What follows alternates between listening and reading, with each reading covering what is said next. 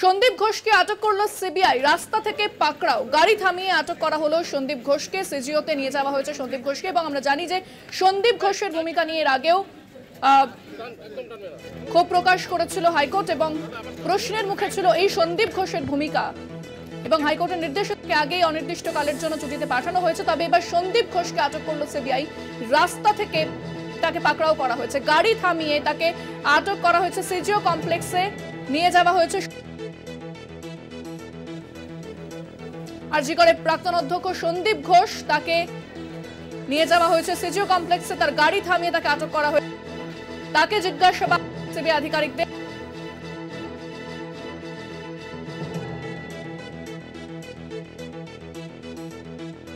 রয়েছেন প্রতিনিধি শাকিল মুস্তাক। শাকিল, কি জানা যাচ্ছে এখনো পর্যন্ত? সন্দীপ ঘোষকে নিয়ে যাওয়া হয়েছে সিজিও কমপ্লেক্সে। সঞ্জীব ঘোষকে এর আগে কিন্তু সিবিআই নোটিশ দিয়েছিল, সেই নোটিশ কিন্তু অমান্য অগ্রাহ্য করে। এরপরেই কিন্তু সন্দীপ ঘোষকে কিন্তু রাস্তা থেকে তুলে আনে সিবিআই আধিকারিকরা। এই মুহূর্তে সিবিআই আধিকারিকরা সল্টলেকের সিজিও কমপ্লেক্সের সেই সিবিআই দপ্তরে নিয়ে আসা হয়। এরপরেই কিন্তু তাকে এখনো জিজ্ঞাসাবাদ করা শুরু করেছে, এমনটাই কিন্তু সূত্র মারফত জানা যাচ্ছে। ধন্যবাদ শাকিল। কথা বললাম প্রতিনিধি শাকিল মুস্তাকের সঙ্গে। রাস্তা থেকে পাকড়াও করা হয় সন্দীপ, তার গাড়ি থামিয়ে তাকে নিয়ে যাওয়া হয়েছে সিজিও কমপ্লেক্সে। সিবিআই আধিকারিকরা নিয়ে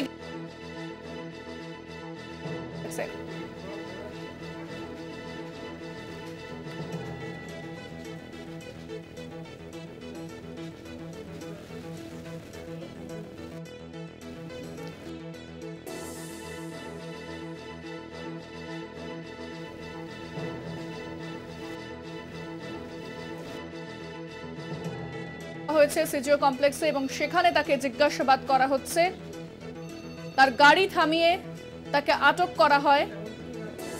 যদিও হাইকোর্টের নির্দেশে সন্দীপ ঘোষকে আগে অনির্দিষ্টকালের জন্য ছুটিতে পাঠানো হয়েছে, তবে সন্দীপ ঘোষ পদত্যাগের পর আরজিকর থেকে তাকে যখন এনআরএসে নিয়োগপত্র দেওয়া হয় সেই বিষয়টা নিয়েও প্রশ্ন তুলেছিল হাইকোর্ট এবং সন্দীপ ঘোষের ভূমিকা প্রথম থেকে আন্ডার স্ক্যানার ছিল। এবার তাকে আটক করে সিবিআই, তাকে নিয়ে যাওয়া হয়েছে সিজিও কমপ্লেক্সে, সেখানে চলছে জিজ্ঞাসাবাদ।